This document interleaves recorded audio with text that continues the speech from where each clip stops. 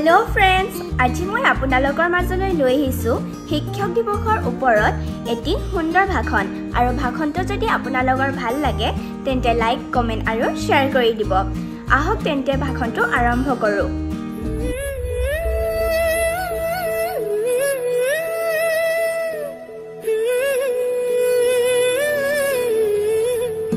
নমস্কাৰ, সন্মানীয় আজিৰ সভাৰ সভাপতি মহোদয়, আমাৰ এইখন বিদ্যালয়ৰ অধ্যক্ষ মহোদয়, শিক্ষক শিক্ষয়িত্ৰীসকল, আজিৰ সভাত উপস্থিত অভিভাৱকসকল, লগতে সন্মুখত বহি থকা বন্ধু বান্ধৱী আৰু ভাইটি ভণ্টিসকল।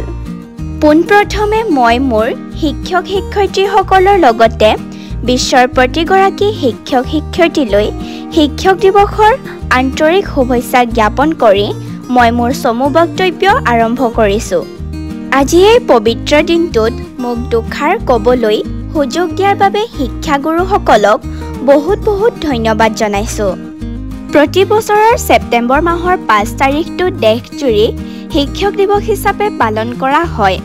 যিগৰাকীৰ স্মৃতিত এই দিৱস পালন কৰা হয় তেওঁ কেৱল ভাৰতবৰ্ষৰে নহয়, সমগ্ৰ বিশ্বৰে এগৰাকী শ্ৰেষ্ঠ শিক্ষক আৰু দাৰ্শনিক পুৰুষ। সেই বৰেণ্য পুৰুষগৰাকী হ'ল ডক্টৰ সৰ্বপল্লী ৰাধাকৃষ্ণন, ভাৰতৰ দ্বিতীয় ৰাষ্ট্ৰপতি।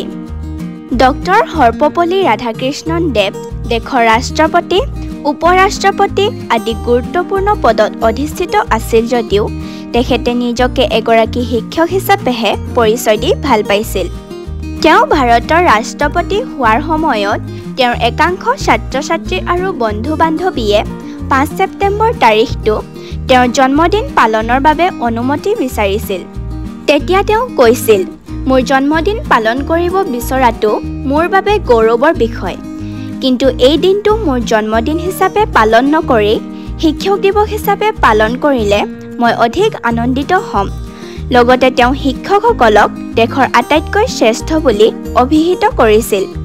তেতিয়াৰে পৰা তেওঁৰ জন্মদিনটো সমগ্ৰ ভাৰতবৰ্ষতে শিক্ষক দিৱস হিচাপে পালন কৰি আহিছে। 1962 চনত পোনপ্ৰথমবাৰৰ বাবে এই দিনটোত শিক্ষক দিৱস পালন কৰা হৈছিল।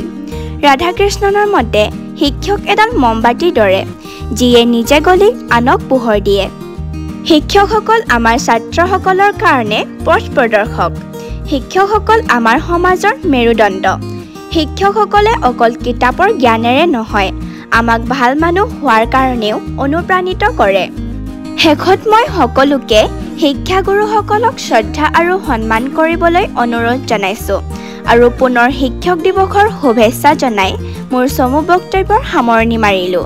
ধন্যবাদ।